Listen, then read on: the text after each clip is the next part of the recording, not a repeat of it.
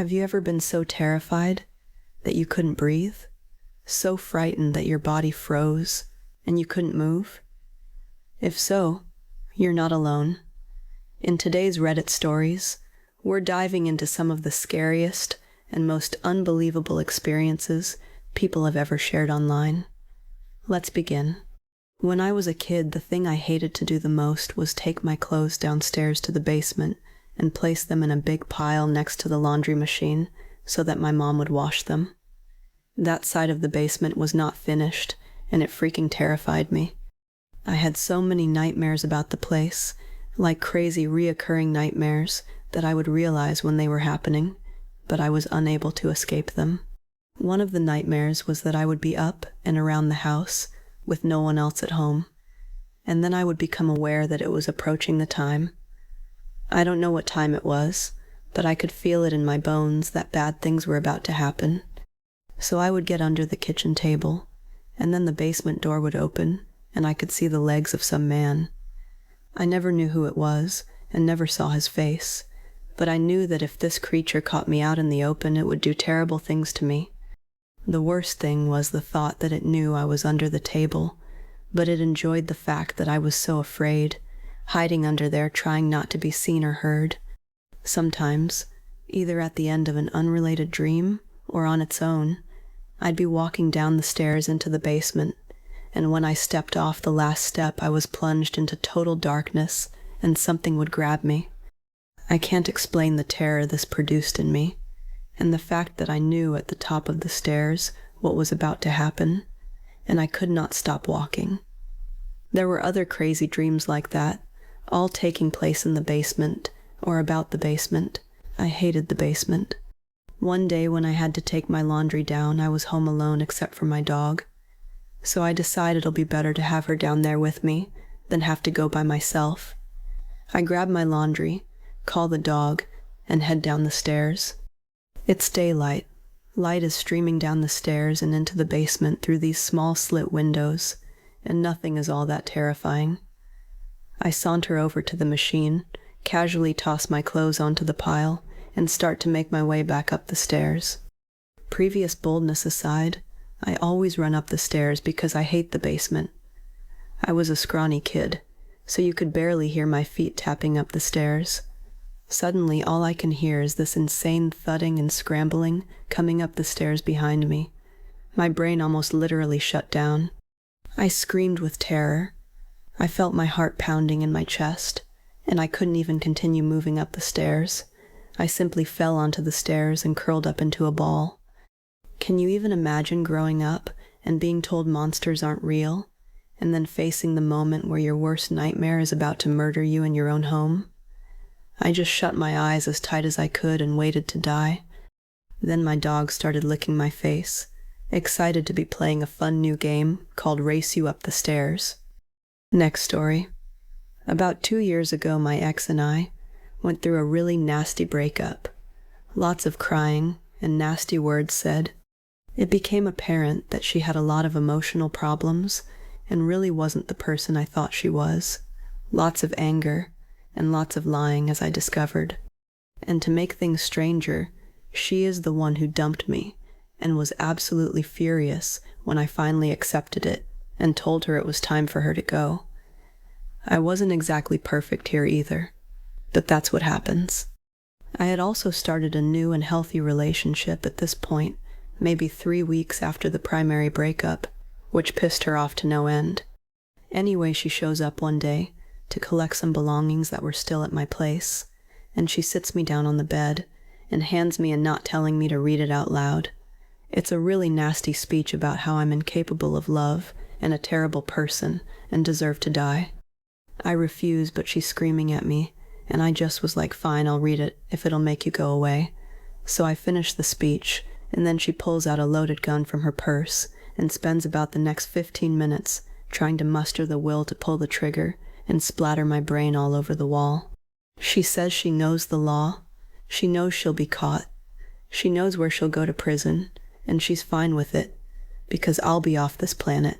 So I spend this time trying not to totally freak out, and with tears streaming down my face telling her that she's not a killer, and just needs to go live her life without me. We parted with a hug, and I just learned she got engaged to a new guy a couple months ago. The next short story. These stories still stick with me. I grew up in a house on Long Island in the town of Brentwood. It was a quiet town for its location. My dad worked as a taxi driver at the time, which meant he would usually end up coming home early in the morning, and I would greet him. So it's Saturday.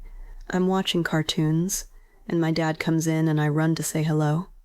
My mom hears us from the bedroom and says, "Hello, honey, don't go in the pool. It's not ready yet." Me and my dad think, well, that's weird. It's 6 a.m. We weren't going to go in the pool, but just brush it off. And he goes on tell me his usual stories of the crazies he picked up throughout the night. We then realized it was Saturday, and my mom was at work, and it was only me and him in the house. The voice sounded just like my mother. Fast forward a couple of weeks, and my new neighbors come over to welcome us to town. It was the two mothers, two sons, one age 1, a little older in 10th grade, two little girls. We get to playing some soccer. However, the little brunette girl is nowhere to be found. The curious little kid I was, I ran around the property, and I find her playing in the woods, a dangerous area for little nooblets to be exploring. She asks me to come play tag, but I decline, wanting to get everyone in on the game. The reactions of everyone as I asked for them to join us was puzzling, along with the response from the mom. We only have one daughter. Turns out a small brown-haired girl drowned in the pool 10 years ago. The mother soon passed from a heart attack. The following 5 to 6 years was terrifying for everyone. I have a huge amount of stories from this house. Just message me if you want to hear more. Let's dive into another terrifying story. I have a few paranormal events that happened all throughout my life.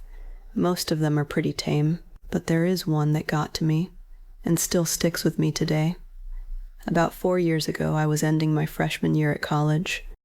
I had lived in the dorms with a kick-ass roommate, and pretty much had a great experience altogether. Towards the end of my last semester, something seemed different in my hall of the dorms. We were all still our lively selves, but just walking into the dorms would give you this massive feeling of dread. We all wrote it off as the stress of finals approaching, but it just felt off. Well, one night after studying, I decide to hit the shower so I can just wake up and make my way to class in a few hours. Before I keep going, I should go ahead and set the layout of our hall and the bathroom. Our hall was one of many halls on a single floor. Each hall had 4 rooms that accommodated 2 people each.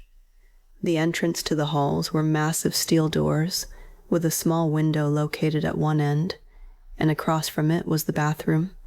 It seriously felt like a prison block rather than a living quarter for college students. As for the bathroom itself, when you walked in, you were immediately met with 2 sets of sinks on your left and right, with massive mirrors facing each other, and creating that infinite loop of mirrors. Then past that you had your 2 urinals and a toilet stall on your left, and 2 showers on your right. When facing the left set of sinks, you can clearly see into the showers from the mirror if the door is open, and in the right set of sinks you can see the reflection of the shower. The door of the bathroom was identical to the entrance to the hall, a massive steel frame with a small window that didn't allow for much of a view. The door was propped open with a giant wooden wedge that couldn't be moved unless you were really trying to close that door. So back to the story. I'm all alone in the bathroom gearing up to go shower. I throw my change of clothes on the right side sink so that way I can reach around the stall and grab them. Once I set my stuff down, I happen to look up into the mirror, and I can see in the distance something almost shimmering inside the shower stall.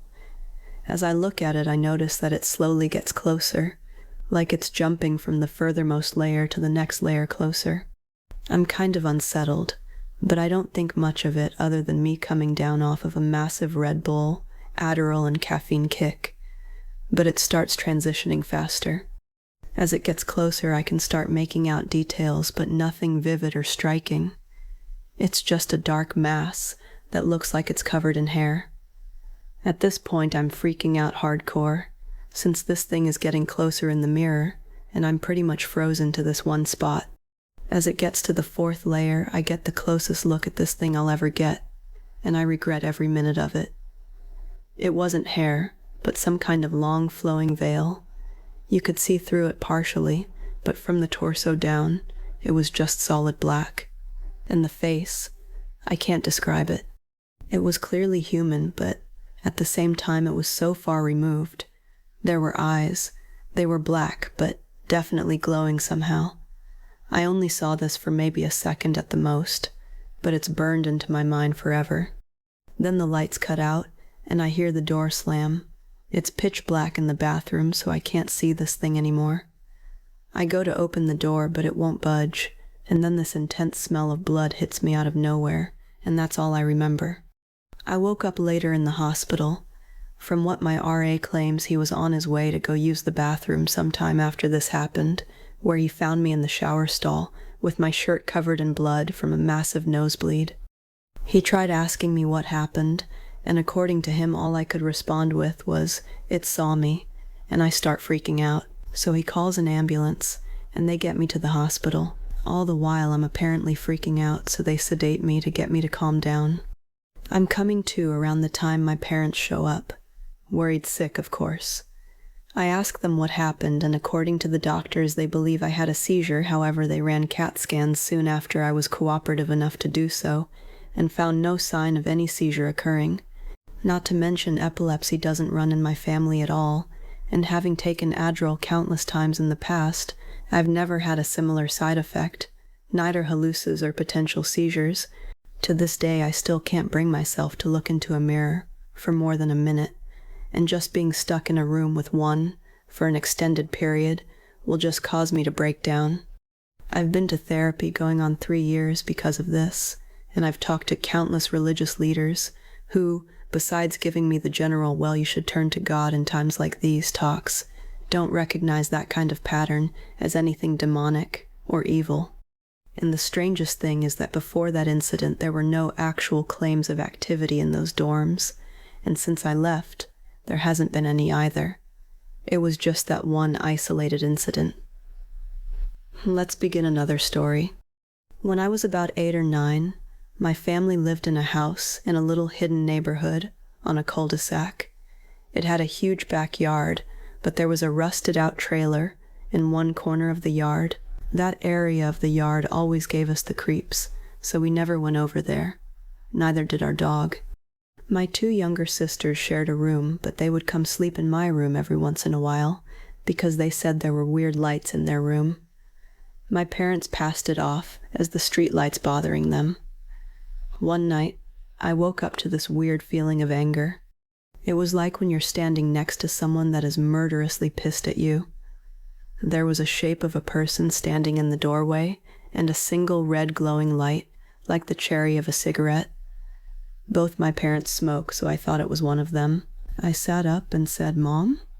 Dad?" But there was no response, and then the figure and the red light were gone. I pulled the covers over my head as quickly as possible and made myself into a tight little ball. Then there was a tug at the blankets at the bottom of the bed. I pulled the blankets back, and there was another tug. I was terrified and unable to move, so I just held on to the blankets as hard as I could. The tugging stopped, but I was frozen with fear. Eventually, I fell asleep again. When I asked my parents about it in the morning, both of them said they were asleep the entire night, and it must have just been a nightmare. Fast forward some 20 years, I used to have nightmares about the house, but especially the corner of the garage turned den, which looked like a black hole in my dreams. It was a 1-story house, but I used to have dreams of running downstairs into the den where I knew, if I went close to the black hole, that something evil would get me. I also had dreams about other houses in the neighborhood being evil, and if I went to them for help, that I would die. My younger sister and I were talking about the house with our mom one night, and she described having almost the exact same nightmares, but we had never spoken about it before. In her dreams, she would run down the stairs into the kitchen, where the cupboards would be opening and closing by themselves. There would also be a man standing in the den near where I would see the black hole. Needless to say, all three of us were pretty creeped out. I've been by the house a few times and still get this eerie feeling when I come into the neighborhood. Maybe it was built on an Indian burial ground. This story will probably get buried, but I've never told anyone this. Now is as good a time as any, I suppose. When I was about 8 to 9, we lived in a house that my father built for us in the middle of nowhere, Indiana. My parents owned a small business that often brought clients to our remote little homestead, and over the years we met some rather odd people. One such person was a strange man that gave me the heebie-jeebies as soon as I saw him. He arrived at our home in a black car with tinted windows, wearing all black, with a black hat and dark sunglasses. His demeanor was very strange, and he was very interested in our black Persian cat named Mercedes. Nevertheless, he left after his consultation with my parents, but later at dinner, everyone admitted that he set them on edge. That night, Mercedes came down very ill. A few days later, after an illness the local vet couldn't diagnose, that included the cat vomiting up gobs of what appeared to be black tar, Mercedes died. In her final moments, she would swat and hiss at something in the air. I'll never forget the chill I got when she took her last breath. After this, many strange things began happening around our home. We'd find footprints in the show that started and stopped out of nowhere, noises in the middle of the night. The wallpaper would be torn halfway off the walls. My mother, who has always been somewhat of a sensitive person, claimed to start seeing demonic creatures around the house and became rather withdrawn. I had asthma, but had been a long while without an attack. Soon after all of this began happening, I started having episodes again. I was very sick one night, so I slept on the floor next to my mother's side of the bed in my parents' bedroom. Under their bed and around there were a bunch of boxes, family photos, wrapping paper, etc., things that we'd been meaning to store elsewhere. In the middle of the night, I had a particularly bad asthma attack. I heard my mother wake up screaming, "Get away from her," and trying to get to me. Every box from under the bed and around the room had been stacked between where I lay on the floor and my mother's side of the bed, preventing her from getting to me. She finally reached me and gave me my inhaler, and she cried all night. She never told me what she saw that night, but strange things continued to happen for several more months. We had the house blessed and tried everything we could. Eventually, the activity started to slow. My brother and his family live in the house now, and they hear unexplainable sounds every so often, but nothing like what happened that winter. I grew up to be quite a skeptic, but I still can't explain what happened that year. I just tell myself it was all in our heads. TL, DR. Think a mysterious man killed our cat with some evil mojo. Then demons maybe started hanging out in our house and tried to kill me, maybe? Here's another story. Back when I was about 6 or 7, we were visiting my aunt for Christmas, who had just divorced her husband. He was a hot-headed Czechoslovakian guy, who had started to go a little off the deep end. He had called the house multiple times over the past few days, threatening my aunt, but nothing had ever come from it. My parents and I had just immigrated to Canada, so we were spending the night at my aunt's before our house was ready. My aunt was sitting in the den and looked up and saw her ex coming towards the house with a hunting rifle. She screamed, and my dad flew into action, locking the door and running myself, my aunt and my mum up the stairs and locking us in a room. We put a dresser in front of the door while my dad grabbed a buck knife and ran downstairs. The rest of the story I only know as it's been told to me. But basically my mum called the police from the upstairs phone, but my aunt's ex busted open the door near where my dad was hiding. My dad jumped him, and they basically got into a fist fight in the foyer until the cops had showed up. I know my aunt's ex dropped the gun when he got hit, but I'm not sure what happened to the knife. My dad wouldn't confirm to this day if he stabbed him or not. The police showed up and arrested my aunt's ex, but the scariest part was for sure that my aunt's ex's father was found hiding in the backyard when the police did a sweep of the house. He was an old, abusive drunk that hated my aunt, and he had been waiting in the backyard with a knife, hoping we would have run out there. He ended up getting to port, and my aunt's ex went to jail and had a restraining order for years to come, although he still claims they only wanted to scare people. It was a horrifying experience hearing the commotion from downstairs while we were hidden away. All I know is based on my dad's bravery, and the beating he must have put on that guy. We're safe to this day. Next story. In high school, I had a good friend named Steve. One day freshman year, he told my group of friends about an odd turn of events that happened to his brother a couple years prior. Tim went to college somewhere in New Hampshire. One night around 2 a.m., Tim and his good friend decided they needed Dunkin' Donuts, even though the nearest Dunkin' Donuts was across state lines. I don't know much about New Hampshire's geography, but I'm told this trek involved going through a narrow highway that takes them through some woods.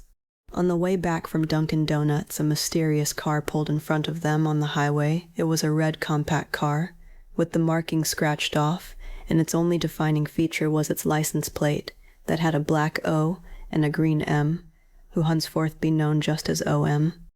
Around this time, Tim describes weird coincidences happening, like his phone losing service and the jazz station playing Smells Like Teen Spirit, but I'll admit it, those could have just been weird coincidences. At this time, Tim and his friend were sensing some bad juju from this guy, so Tim let his foot off the gas and was happy to just let OM go off on his way. But OM wasn't done with them. As soon as Tim slowed down, OM did the same. Tim thought this was weird, but maybe if he floors it, he could get around OM.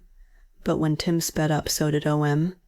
Tim and co were freaking out at this point and had no idea what they were dealing with, but they saw a curve in the road up ahead. They saw OM go around it, and they decided to just stop. Their adrenaline was pumping, and they weren't sure how long they sat there. But after what felt like 20 minutes, they worked up the courage to continue on their way. Maybe OM would have mercy on them. But as soon as they got around the corner, OM was there, the exact same distance as they last saw him, matching their speed. OM clearly was without mercy. Tim and his friend were rightfully scared for their lives, and relented to just going forward and hoping they could get out of this alive. Eventually there was a fork in the highway. One led towards the college town, while the other led further into the woods. Our heroes went home while OM ventured into the unknown. Tim never saw OM again. Epilogue 1. So I was told this story my freshman year, and was convinced it didn't happen, and even my buddy Steve wasn't exactly sure of its veracity. But around 2008 to 2009, I was listening to the local talk radio station while doing homework, and heard a news bulletin. There was a murder in a neighboring county the previous night, and the sole witness saw a car leaving the scene of the crime. She described it as a red compact car with a license plate that had a black O and a green M. I nearly shit myself. I'm in suburban Orange County, California. What the fuck is OM doing all the way over here? Maybe I was just hearing things. I ran into Steve the next day at school, and he heard the same report. We learned 2 things. 1, neither of were crazy, and 2, that OM was fucking real. Epilogue 2. This previous May, my friend Blake was on his way home from dropping off his girlfriend around 2 a.m. For some reason, he decided to take a highway that leads through a canyon home. While driving along, a car pulls in front of him. It's a red compact car with a license plate that has a black O and green M. Blake was familiar with the stories and became rightfully scared, and fell as far behind OM as OM let him. When they reached near the end of the canyon, OM did a U-turn, and went back while Blake continued home to change his pants and sleep. That is all I know about OM. I'm thoroughly convinced he's a cross-country serial killer who crosses state lines to confuse the police, but I admit it's only conjecture. Our next chapter begins. About 15 years ago, I was working at the smallish company. They had about 75 employees. The owner of the company ended up selling it, and the new owners came in and cleaned house. They fired about 15 people. A guy that I worked with was one of them. Dave was shocked that he was fired. Most people didn't get along with Dave because he was odd. He had a short temper, and sometimes yelled at people, and he had some personal grooming problems, like bad dandruff, and body odor. So many people were glad to see him go, and it was no shock to many of us that he was fired. About a week after the mass firing, I am at work and get a phone call from Dave. He tells me that he wants to take me out to lunch as a way of saying thanks for my recently teaching him how to run a few different machines. That knowledge will help him get a new job. I agree to go, and a few days later he shows up at lunchtime. I had assumed he was taking several people from there out, but it turned out to be just me. At lunch, things started off fine, then got strange. He was upset about being fired and was angry. I let him vent and sympathized with him. He had been then several years and felt betrayed. As lunch starts to wind down, he tells me that I was one of the few people he liked there, and that there were people there that he would love to hurt. It was a little strange, but I just thought he was still venting. We get in his car to drive back, and he starts telling me how easy it would be to lock the doors from the outside with boards and burn the place down, or to do damage to it. As we pull into the parking lot, he tells me not to worry, that even if he could hurt some of these people, I was his friend. The way he said it really gave me the chills. I said goodbye, got out of the car and went inside. There was a window near my boss's desk that looks out to the parking lot. I could see Dave's car from there. He wasn't leaving. He was just sitting in his car. Lunch ends and everyone goes back to work, and Dave was just sitting there. I tell my boss we need to call 911.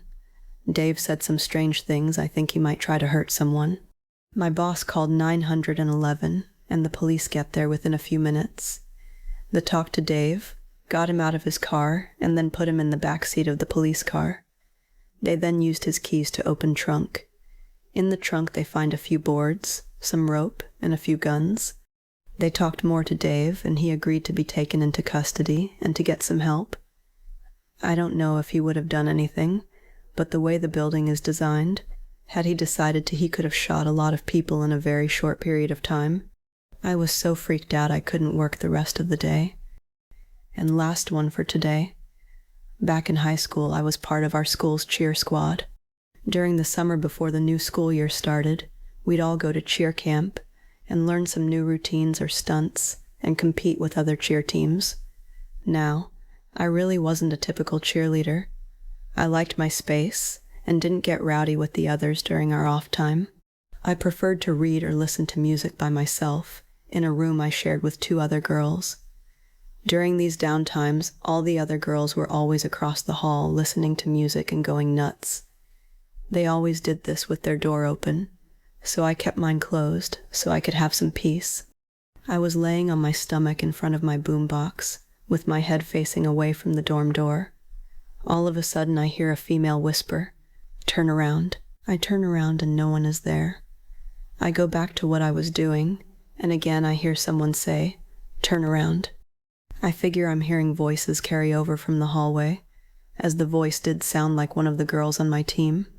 I open the door to have a look outside, and surprisingly the hall is empty and the door across the way is shut. Couldn't have been her. Again I go back to what I was doing. This time, when I hear the voice say "turn around" again, it was followed by 2 hard taps on my right shoulder. Oh hell no. I get up, look around. There is no one in the room. I go look in the closet that was closest to where the dorm door was. No one in there either.